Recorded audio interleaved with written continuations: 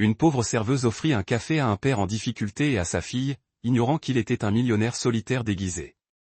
La pluie était incessante ce matin-là. Des trompes d'eau grise cascadaient sur les vitres du Réni béant, un petit café défraîchi niché dans un coin tranquille de Seattle. À l'intérieur, la chaleur de l'expresso et de la cannelle n'arrangeait guère la tension derrière le comptoir. « Vous avez encore offert un muffin ce matin, n'est-ce pas ?» La voix de M. Olsen claqua comme le tonnerre. Il le fusilla du regard par-dessus ses lunettes, les bras croisés. Andrea Brunner, 24 ans, s'essuya les mains sur son tablier et soutint son regard. Ses cheveux blonds étaient tirés en queue de cheval basse sous son bonnet, et ses joues étaient rouges à cause de la chaleur de la machine à expresso. Il était gelé, dit-elle calmement. Juste un enfant. Il n'a même rien demandé. Ce n'est pas un refuge. Vous voulez nourrir les gens, faites-le avec votre propre salaire. Il secoua la tête et s'éloigna en marmonnant des choses sur les marges bénéficiaires. Andrea soupira, jetant un coup d'œil à la pluie par la fenêtre. C'est alors que la porte s'ouvrit en grinçant. Un homme entra, la pluie dégoulinant de ses manches. Son manteau était usé, effiloché aux poignets et deux tailles trop grands. Ses chaussures grinçaient à chaque pas. À côté de lui marchait une petite fille d'environ 6 ans, dont les boucles brunes emmêlées dépassaient de sa capuche. Elle serrait contre elle une poupée rose en lambeaux, son petit visage pâle et silencieux. Ils restèrent près du comptoir. Le regard de l'homme se posa brièvement sur le menu. Andrea s'approcha en s'essuyant les mains. « Bonjour. Que puis-je vous servir ?» Il hésita, fouilla dans sa poche. Il fouilla dans quelques billets usés. Son regard se porta sur la fille, puis revint à la caisse. « Juste un petit café, s'il vous plaît, » dit-il enfin à voix basse. Andrea jeta un coup d'œil à la fillette. L'enfant resta silencieuse, serrant plus fort sa poupée. Ses chaussures étaient trempées. « Un petit café, » répéta Andrea. « J'arrive tout de suite. » Elle recula, prépara la tasse. Puis, sans un mot, elle en prit une autre, se versa un deuxième café, fouilla dans le moule à muffins et en enveloppa un, encore chaud. De retour au comptoir, elle déposa 2 cafés et le muffin devant lui. « Je crois que tu as oublié ta deuxième commande, » dit-elle avec un sourire doux. Il parut surpris. « Mais moi seulement, » dit-elle en levant la main. Spécial jour de pluie offert par la maison. La bouche de l'homme s'ouvrit, puis se referma, ses yeux s'adoucirent, une humidité s'échappant non pas de la pluie, mais de quelque chose de plus profond. Il hocha lentement la tête. « Merci, » murmura-t-il. La fille murmura « Merci », et ses doigts s'enroulèrent autour du muffin comme s'il s'agissait d'un trésor. Ils s'assirent dans la banquette du fond, loin des autres clients. Andrea observa l'homme. Elle déballa le muffin et le coupa en 2. Un pour lui, un pour elle. La jeune fille sourit pour la première fois, prenant une petite bouchée et s'appuyant contre son bras. Andrea ne cessait de la regarder travailler. Quelque chose en eux, silencieux, connecté, fatigué, la tiraillait. Lorsqu'elle vérifia la table une demi-heure plus tard, ils avaient disparu. Les tasses étaient vides, les serviettes pliées, l'emballage du muffin soigneusement jeté. Mais sous la salière, elle trouva une enveloppe. Elle la ramassa en fronçant les sourcils. Elle était épaisse, trop épaisse pour un reçu ou un mot de remerciement. À l'intérieur se trouvaient 5 billets de $100 tout neufs et un petit bout de papier. « Tu viens de gagner plus d'une matinée. » Andrea resta immobile, le cœur battant. Elle regarda autour d'elle, puis dans la rue pluvieuse. Il n'était nulle part en vue. Elle plia soigneusement le billet et le remit dans l'enveloppe. Monsieur Olsen passa derrière elle. « Tout va bien ? » « Ils ont payé, » dit doucement Andrea. « En espèces, » grogna-t-il en continuant son chemin. Mais Andrea était et ne pensait pas au reçu. Elle pensait à l'homme silencieux aux yeux tristes et à la fille à la poupée ruinée. Elle ignorait qu'il s'agissait de Joseph Bennett, le millionnaire fondateur de Béant & Brou, caché à la vue de tous. Un homme qui avait presque tout perdu, sauf sa fille qu'il essayait désormais de protéger, en quête de quelque chose de réel. Tout ce qu'Andrea savait, c'est qu'elle avait donné de la gentillesse à quelqu'un qui en avait vraiment besoin. Et quelque chose lui disait que ce n'était pas fini. Le lendemain de la pluie, Andrea quitta son appartement avant le lever du soleil. Son petit studio au-dessus d'une laverie automatique sentait légèrement la lessive et le pain grillé brûlé. Le radiateur toussait, mais ne parvenait jamais à réchauffer complètement l'endroit. Sur la table de la cuisine se trouvaient un pilulier et une facture médicale, un autre rappel de la dette d'hôpital qu'elle remboursait lentement. Le cœur de sa mère avait lâché subitement 3 ans plus tôt. Les opérations, les médicaments et les soins avaient englouti tous les dollars qu'Andrea avait économisés. Elle travaillait en double équipe, sautait des repas, sautait des anniversaires. Elle payait de sueur et de silence. Mais elle souriait tous les jours. Elle souriait parce qu'un jour, alors qu'elle avait 10 ans et qu'elle avait faim, un inconnu lui avait offert son déjeuner. Sans poser de questions, juste un sandwich chaud et des mots doux. Un acte de gentillesse peut résonner à jamais. Andrea n'oublia jamais. Joseph Bennett avait lui aussi cru aux échos, mais les siens étaient désormais emplis de silence.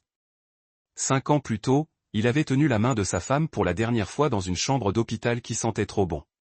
Sa mort avait tout bouleversé. Des amis lui avaient présenté leurs condoléances, puis avaient disparu. Des partenaires commerciaux tournoyaient comme des vautours, maquillant l'avidité en compassion. Sa mère, Eleanor, n'avait pas pleuré à l'enterrement. Elle avait simplement demandé quand il se remarierait. Il faut une vraie famille à nouveau. Elle avait dit pour Cheryl et pour la Mark. Mark, c'était le mot qu'elle utilisait pour décrire leur vie. Joseph est donc parti. Il a vendu le Penthouse, loué une voiture modeste, coupé les ponts avec les médias. Il a emmené Cheryl et s'est mis à conduire, non pas sans but, mais intentionnellement. Ils ont visité des petites villes, des cités tranquilles. Il n'avait sur lui que de l'argent liquide, pas d'appel téléphonique, pas d'interview. Il voulait voir si les gens le traiteraient de la même manière sans la Mark. Costume, sans titre, sans argent. La plupart du temps, ce n'était pas le cas, sauf un matin dans un café pluvieux de Seattle. Après cette première visite, Joseph se surprit à retourner au café pluvieux. D'abord pour le café, puis pour la chaleur, puis indéniablement pour le sourire derrière le comptoir. Andrea ne posait jamais de questions personnelles. Elle les saluait comme de vieilles amies, apprit comment Cheryl aimait son chocolat, de guimauve, sans crème fouettée, et se souvint que Joseph préférait son café sans sucre. À chaque fois qu'ils entraient, Andrea avait une nouvelle histoire à raconter à Cheryl, une coccinelle qui se posait sur son ticket de bus, un rêve où elle volait sur une cuillère. Cheryl riait, sa poupée perchée sur ses genoux. Joseph observait, silencieux. Il n'avait pas entendu sa fille rire ainsi depuis des mois. Andrea n'insistait jamais, mais elle remarquait des choses. Joseph ne répondait jamais au téléphone. Il laissait des pourboires généreux, mais toujours discrètement sous des serviettes à l'intérieur de livres. Il payait en espèces et ne donnait jamais de nom de famille. Et pourtant, il y avait de la douceur en lui dans sa façon de lisser le manteau de Cheryl ou dans ses yeux. Il s'attarda sur celui d'Andrea lorsqu'elle sourit à sa fille. Un jeudi matin, Cheryl renversa son chocolat sur le comptoir. Andrea rit et lui tendit une serviette neuve, puis se pencha et murmura quelque chose qui fit rayonner la petite fille. Joseph se tenait près de la fenêtre, le café intact. Il regarda Andrea s'agenouiller près de sa fille, s'essuyer délicatement les mains et dessiner un petit cœur en chantilly sur le chocolat frais. Quelque chose en lui faisait mal. Il se souvenait du regard que sa femme portait à Cheryl. Il se souvenait de ce que l'on ressentait en rentrant à la maison, dans la chaleur, non dans le silence, dans les rires, non dans l'écho d'une porte qui se ferme. La vie d'Andrea était différente. Plus petite, certes, plus calme, peut-être, mais elle vibrait de réalisme. Elle lisait des livres à la bibliothèque parce qu'elle n'avait pas les moyens de les acheter. Elle laissait des pièces de monnaie sur les sièges de bus pour les inconnus. Elle chantait en faisant la vaisselle. Elle aussi avait perdu des choses. Son père était mort dans un accident de chantier alors qu'elle n'avait que 7 ans. Sa mère avait travaillé de nuit, jonglant entre les emplois. Andrea avait appris très tôt à survivre. Mais elle ne la lutte l'endurcit. Au contraire, elle la ramollit. Joseph se surprit à rester plus longtemps à chaque fois, non seulement pour boire un café, mais aussi pour observer Andrea se déplacer dans le café avec une gentillesse infinie. Elle semblait porter l'espoir dans les poches de son tablier, comme des sachets de sucre qu'elle distribuait gratuitement. Cet après-midi-là, tandis que Cheryl dessinait à une table dans un coin, Andrea était assise à côté d'elle, l'aidant à colorier à l'intérieur des lignes. Son rire résonna dans le café comme une chanson. Joseph était assis de l'autre côté de la pièce, invisible, les observant tous les deux. Andrea leva les yeux une fois, leurs regards se croisèrent. Elle sourit. Il baissa rapidement les yeux, se demandant pourquoi son cœur était à la fois plein et vide. Pour la première fois depuis des années, il ne se sentait plus invisible. Il se sentait vu, et que plus que l'argent, plus que l'héritage, c'était ce qu'il recherchait. La pluie avait cessé, mais le trottoir devant le café pluvieux était encore imprégné de souvenirs. À l'intérieur, le café était plus calme que d'habitude, le doux bourdonnement des conversations se mêlant au cliquetis des tasses en céramique. Andrea essuya le comptoir en les apercevant. Encore une fois. Joseph et Cheryl arrivèrent juste après l'heure de pointe du petit déjeuner. Le visage de Cheryl s'illumina à la vue du carnet de croquis d'Andrea près de la caisse. Elle serra sa poupée et sautilla. Andrea s'accroupit à côté d'elle, écartant une mèche de cheveux humides du front de la petite fille. « Tu veux dessiner quelque chose de spécial aujourd'hui » demanda-t-elle doucement. Cheryl hocha la tête. Andrea lui tendit un crayon rose. Au cours des semaines suivantes, ils devinrent des habitués. Les mardis matins, les jeudis après-midi, toujours le même stand, les mêmes sourires discrets. Andrea apprit que Cheryl adorait dessiner des soleils aux rayons extra longs. Que Joseph prenait son café noir, mais attendait toujours que Cheryl ait son chocolat avant. Andrea ne leur demandait jamais où ils habitaient ni pourquoi ils payaient toujours en espèces. Elle leur faisait simplement de la place. Elle réserva la place préférée de Cheryl, glissa ses biscuits en trop, et quand le trottoir sécha, elle sortit des craies et la laissa colorier le trottoir d'arc-en-ciel. Joseph ne demandait jamais de faveur, ne s'attardait jamais trop, mais il laissait toujours un pourboire discret, parfois avec une serviette pliée sur laquelle était écrit « Grâce à toi, les matins comptent ». Et Drea n'en parlait jamais. Elle lui souriait simplement en retour. Un vendredi, la machine à expresso rendit l'âme dans un sifflement triste. Andrea la fixa, le cœur serré. La chaudière était défectueuse depuis des semaines, et maintenant, elle était morte. Une file d'attente commençait à se former. « Je l'ai » murmura-t-elle en cherchant à tâtons le numéro de la hotline de réparation. Avant qu'elle puisse composer le numéro, Joseph s'avança. « Ça vous dérange si je jette un coup d'œil ? Je connais peut-être quelqu'un. » Andrea cligna des yeux. « Sérieusement ? » Il hocha la tête. « Juste une intuition. » 15 minutes plus tard, un technicien arrivait. « Contrôle de maintenance, c'est ça » dit-il joyeusement. « C'est prévu. » Andrea jeta un coup d'œil à Joseph. Il but simplement une gorgée de son café et haussa les épaules.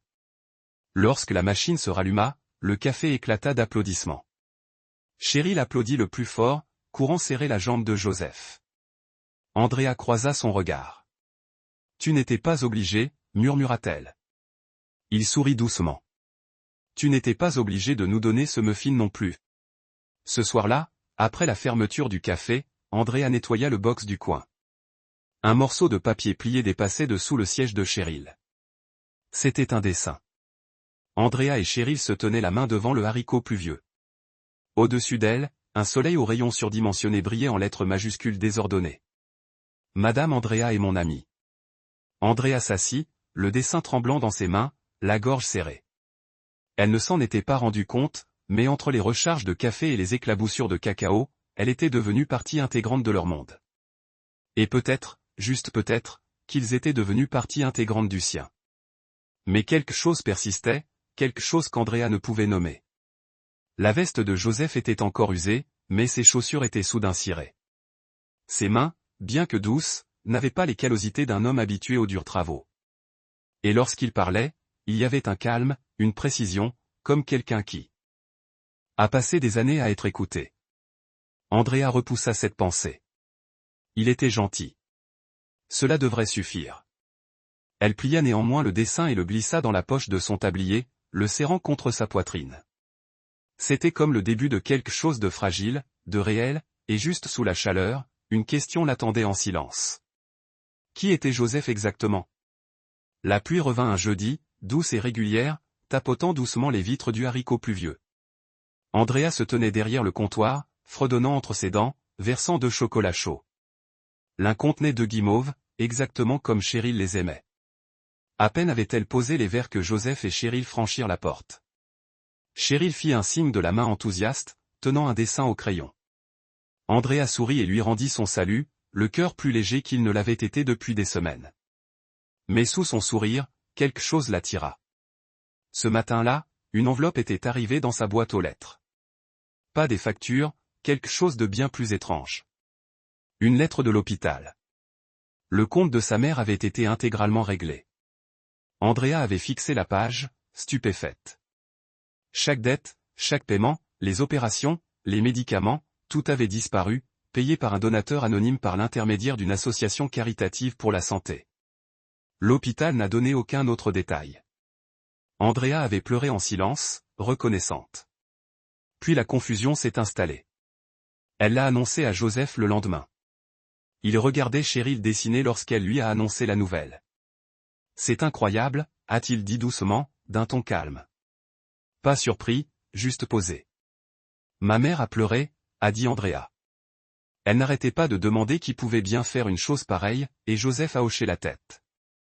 Peut-être quelqu'un qui comprend ce que l'on ressent lorsqu'on porte trop de poids seul. Elle a souri faiblement. Quelque chose dans sa voix lui a fait mal à la poitrine, mais le mystère persistait. Puis Lisa, une collègue barista, a pris Andrea à part pendant un service calme. « Ce type », a murmuré Lisa en désignant Joseph. « Il porte une Paddock Philippe. » Andrea a cligné des yeux. « Une quoi ?»« Une montre hors de prix. Mon cousin en vend. Ce modèle coûte dans les 50 000 $. Andrea a ri, gêné. « Impossible. C'est peut-être une contrefaçon. » Lisa a haussé un sourcil. Ou peut-être que ton coup de cœur du café n'est pas celui que tu crois. Andrea a regardé Joseph. Il aidait Cheryl à remuer Coco, en lui remettant délicatement son écharpe. Même vieux manteau, même sourire discret. Mais quelque chose avait changé. Le doute semé des semaines auparavant commençait à germer. Les jours passaient. Andrea continuait de les servir. Toujours souriante. Mais elle observait de plus près la façon dont Joseph se tenait avec grâce et une autorité subtile. Sa façon d'éviter de parler travail. Sa façon de ne jamais répondre aux appels téléphoniques. Jusqu'à un soir où tout s'est mis en place. Andrea est restée tard pour faire le ménage. Le café était presque vide. Joseph et Cheryl étaient encore à leur box. Andrea était dans la réserve en train de ranger des tasses lorsqu'elle entendit sa voix. Ferme, précise, pas la voix douce qu'elle avait apprise à connaître. Non, Eleanor, je ne vais pas le faire. Dis au père de Claire que l'affaire est annulée. Béan Henbrough s'en passera. Andrea se figea. Béan Henbrough. Le nom résonnait comme un tonnerre. C'était l'une des plus grandes chaînes de café du pays. Elle avait vu des articles, des interviews, des récompenses. Joseph Bennett, fondateur reclus, veuf et millionnaire.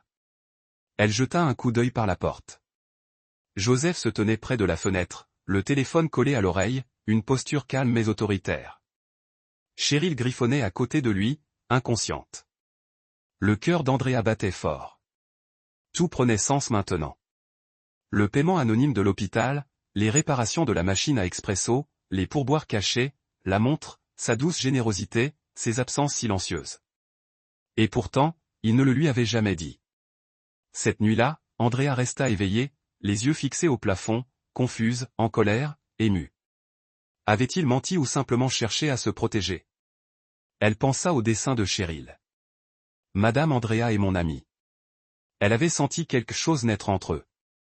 Du réel, du non-dit. Était-ce encore réel, même enveloppé de secrets? Andrea ignorait la réponse. Le lendemain matin, elle les salua comme toujours, souriante, polie, chaleureuse. Mais lorsque Joseph prit son café, son regard s'attarda sur ses mains. Ni rugueuses, ni crevassées, ni habituées au dur labeur. Il sourit. Elle lui rendit son sourire, mais son sourire n'atteignit pas ses yeux. Et tandis que Cheryl tirait sur sa manche, exhibant un autre dessin au crayon, Andrea murmura, « Qui es-tu vraiment, Joseph ?» Le lendemain, le ciel de Seattle prit une teinte grise et froide, lourde d'une pluie persistante.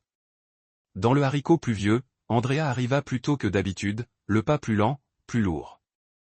Sur le comptoir se trouvait à nouveau l'enveloppe de l'hôpital. Elle l'avait apportée de chez elle, ses doigts effleurant les grosses lettres noires, payées en entier. Mais cette fois, le nom du donateur était clairement imprimé en bas. Joseph Bennett. Elle la fixa pendant ce qui lui sembla des heures. Pas de mots, pas d'excuses, juste la vérité qu'elle n'avait jamais demandée, mais qu'elle soupçonnait depuis longtemps. Elle plia le papier et le glissa dans une enveloppe qu'elle posa à plat sur le comptoir.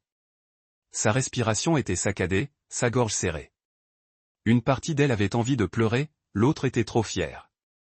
La cloche au-dessus de la porte du café sonna. Joseph et Cheryl marchaient main dans la main, comme toujours. Cheryl rayonnait. Le regard de Joseph scruta la pièce, trouva Andrea et s'adoucit. Andrea ne sourit pas. Il s'avança. « Bonjour », dit-il doucement. Andrea ne dit rien. Elle déposa l'enveloppe entre eux sur le comptoir. Sa main ne tremblait pas. « Il faut que je parle », dit-elle doucement mais distinctement. Joseph jeta un coup d'œil à l'enveloppe et vit le nom inscrit dessus. Le sourire quitta son visage. Ses lèvres se pincèrent. « Tu as payé l'opération de ma mère », dit Andrea. Sans me le dire, acquiesça Théil.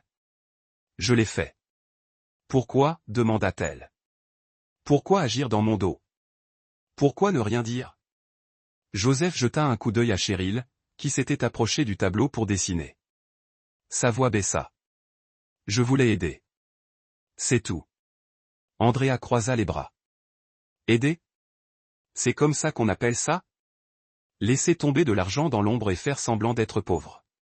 Je n'ai jamais fait semblant, dit-il d'une voix toujours calme. Je n'ai simplement pas corrigé mes suppositions. Ses yeux lancèrent des éclairs. C'est la même chose, Joseph. J'essayais de vivre honnêtement. Être vu sans le nom, la richesse, juste moi. Andrea se pencha. Tu voulais. L'honnêteté, mais tu as bâti ça sur des mensonges. Tu as payé pour ma mère. Tu as réparé la machine. Tu as laissé des centaines de pourboires. Et tu m'as laissé croire que nous étions égaux. Je n'ai jamais voulu te rabaisser, dit-il. Je voulais juste te rendre la gentillesse que tu nous as témoignée. Doucement. Mais tu n'as jamais été honnête avec moi, rétorqua-t-elle d'une voix rauque. Quelques têtes se tournèrent dans le café. La mâchoire de Joseph se crispa. Tu crois que c'était facile de vivre comme ça? Essayez de savoir qui me voit vraiment. Andrea serra les poings. Je t'ai vu, Joseph. Je t'ai vu dès l'instant où tu es entré, trempé avec ta fille. Mais maintenant, je me demande, m'as-tu vraiment vu? Joseph recula d'un pas, la douleur traversant son visage. Je n'ai jamais voulu que ça te fasse du mal. Mais si, murmura Andrea. Parce que tu ne me faisais pas assez confiance pour dire la vérité. Un silence s'installa entre eux. Puis Cheryl tira sur le tablier d'Andrea, les yeux écarquillés d'inquiétude. Mademoiselle Andrea, êtes-vous fâchée contre papa? Andrea baissa les yeux, la gorge serrée. Non, ma puce, dit-elle d'une voix douce, mais brisée. Je suis juste triste. Joseph tendit la main. Andrea, elle s'écarta. Tu devrais peut-être y aller, Cheryl lui serra fort la main. S'il te plaît, ne pars pas, Joseph s'agenouilla près d'elle. Ça va, ma puce, murmura-t-il. Parfois, les adultes ont juste besoin d'un peu d'espace. Cheryl se tourna vers Andrea. Sa lèvre inférieure tremblait. Mais je t'ai dessiné quelque chose. Andrea se détourna vivement, se mordant la lèvre pour ne pas pleurer. Sa poitrine lui faisait mal. Joseph se tenait debout, la main sur l'épaule de Cheryl. On y va, dit-il doucement. Andrea ne bougea pas, ne parla pas. La cloche au-dessus de la porte sonna de nouveau, puis le silence régna. Elle se réfugia dans la réserve, s'appuya contre une pile de sacs de fleurs et se prit le visage dans les mains. Des larmes coulèrent à flots, non seulement à cause de la trahison, mais aussi de quelque chose de plus profond. Elle lui avait fait confiance, avait appris à aimer Cheryl, avait trouvé l'honnêteté dans un monde malhonnête. Et maintenant, c'était comme un rêve fragile qui lui filait entre les doigts. Dans le silence de l'arrière-salle, elle murmura, « Comment en sommes-nous arrivés là ?» Joseph se tenait devant les immenses baies vitrées de son appartement, contemplant la silhouette scintillante de Seattle. Tout autour de lui scintillait d'opulence, sol en marbre poli, meubles design, œuvres d'art soigneusement sélectionnées, mais intérieurement, il ne ressentait que du vide. Il était revenu à cette vie, mais il ne s'y sentait plus comme chez lui. Derrière lui, la voix d'Eleanor brillait dans le silence. Claire sera là à cette heure précise. Veuillez porter le costume bleu marine. Joseph ne se retourna pas. Je ne pars pas. Eleanor s'approcha, ses talons claquant sur le marbre. Elle est parfaite pour toi. Son père possède la plus grande entreprise de logistique de la côte ouest. Ce n'est pas une question de sentiment. C'est une question d'héritage futur. Joseph expira lentement. Mon avenir, c'est Cheryl. Tu peux avoir les deux, dit-elle d'un ton sec. L'amour vient après, la stabilité avant tout, se retourna-t-il. J'ai déjà essayé ta version de la stabilité. Ça m'a coûté ma femme. Je n'échangerai plus mon âme. Le visage d'Éléanore se durcit. Alors ne t'attends pas à ce que cette famille soutienne ta bêtise. Il s'éloigna sans un mot. Cette nuit-là, Cheryl toussa jusqu'à l'aube. La fièvre brûlait sa petite silhouette, et Joseph la quittait à peine.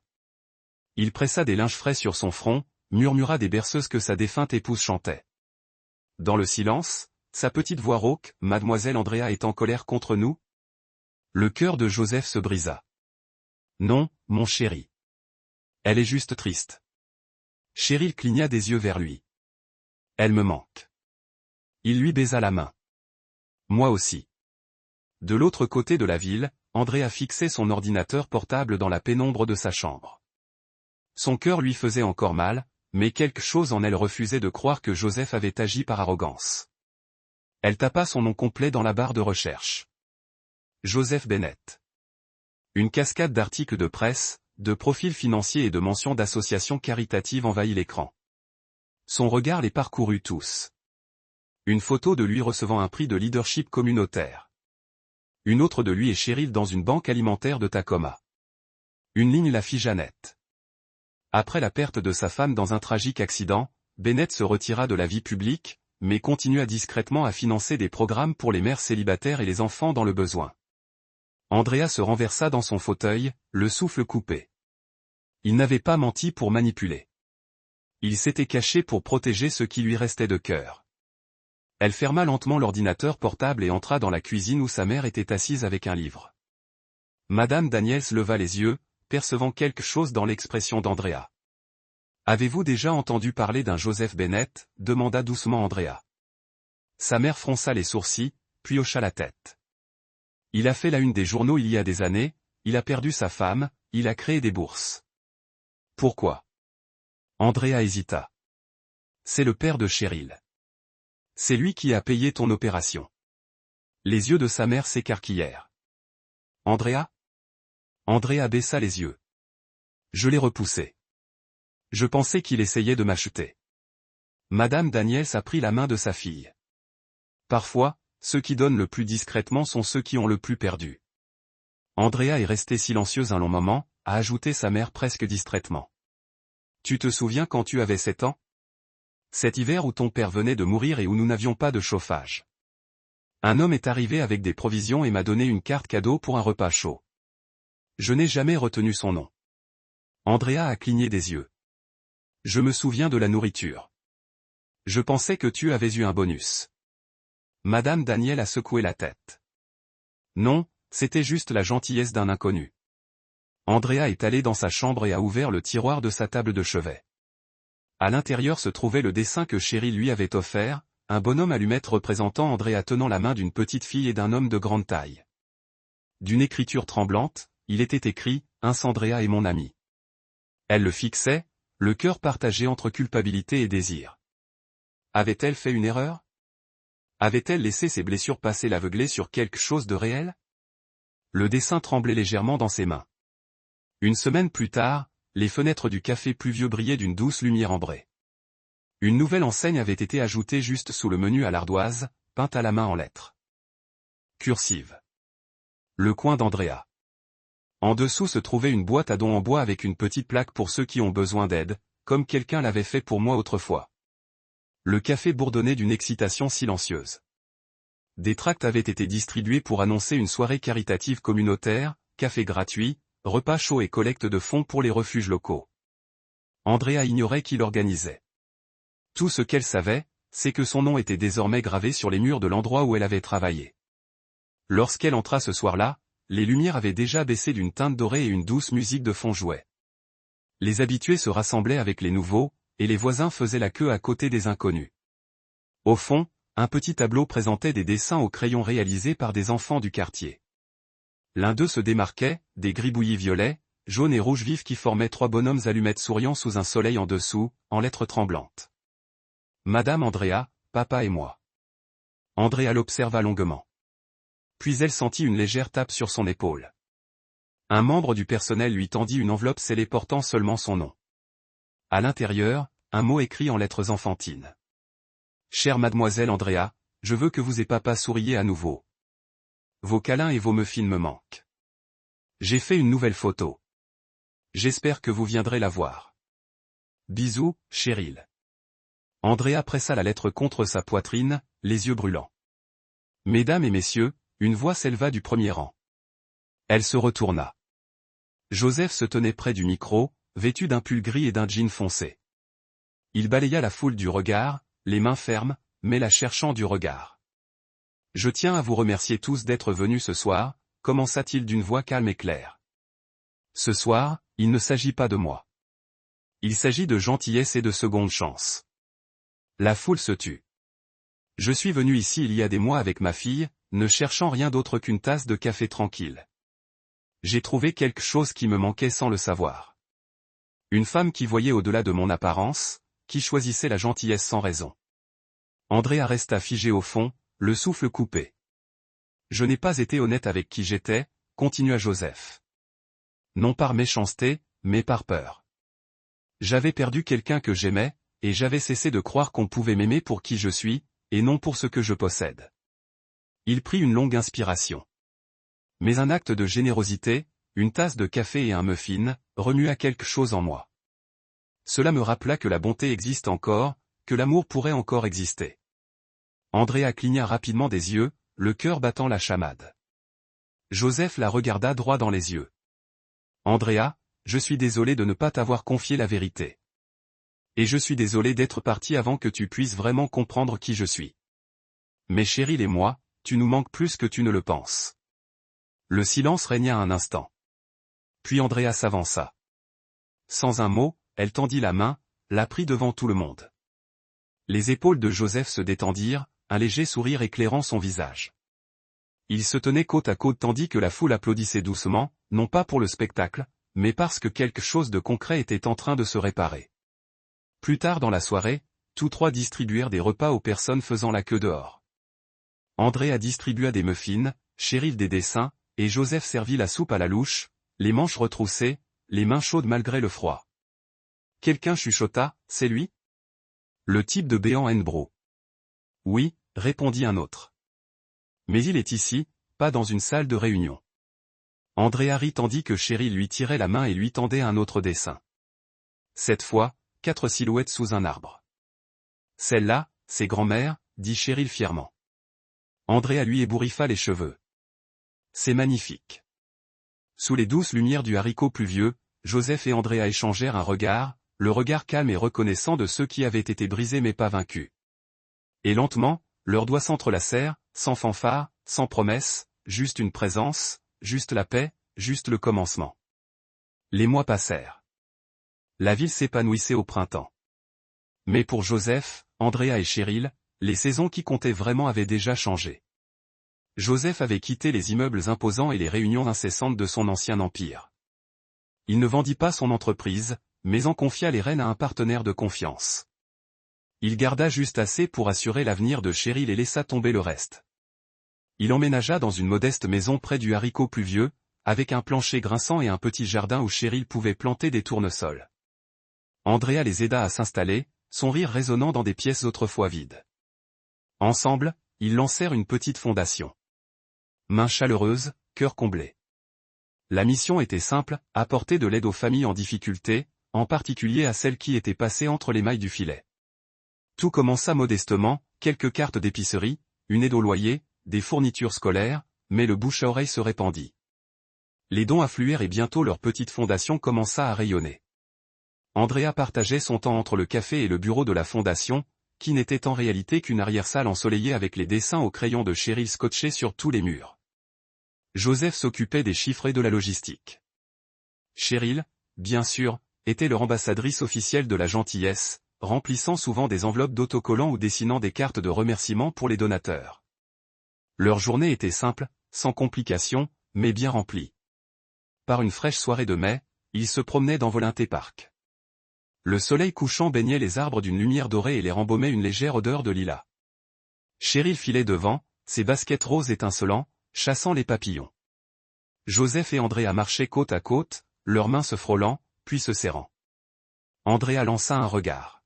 « Ça te manque parfois ?» demanda-t-elle doucement. « Les salles de réunion, les jets. » Joseph secoua la tête. « Pas une seule fois » sourit-elle. « Même le chef privé » rit-il. « Tu fais de meilleurs croque-monsieur, de toute façon. » Ils s'assirent sur un banc sous un cerisier en fleurs. Cheryl tournoyait en rond non loin de là, les bras grands ouverts comme si elle serrait le vent. Andrea observait ses yeux embués. « Vous savez, dit-elle, quand j'étais enfant, je pensais que les héros portaient des capes. Maintenant, je crois qu'ils apparaissent tous les jours. » Doucement, Joseph lui serra la main. Telle une serveuse sous une pluie battante, elle se tourna vers lui, le cœur rempli, comme un père qui aurait tout abandonné pour trouver l'authentique. Leurs regards se croisèrent. Rien de grandiose. Pas de feu d'artifice. Juste la vérité. Cheryl accourut, essoufflée. « Maman » cria-t-elle. Andrea cligna des yeux. « Qu'est-ce que tu viens de dire ?» Cheryl s'arrêta, les yeux écarquillés. « Je veux dire, Andrea, je suis désolé. » Joseph rit doucement.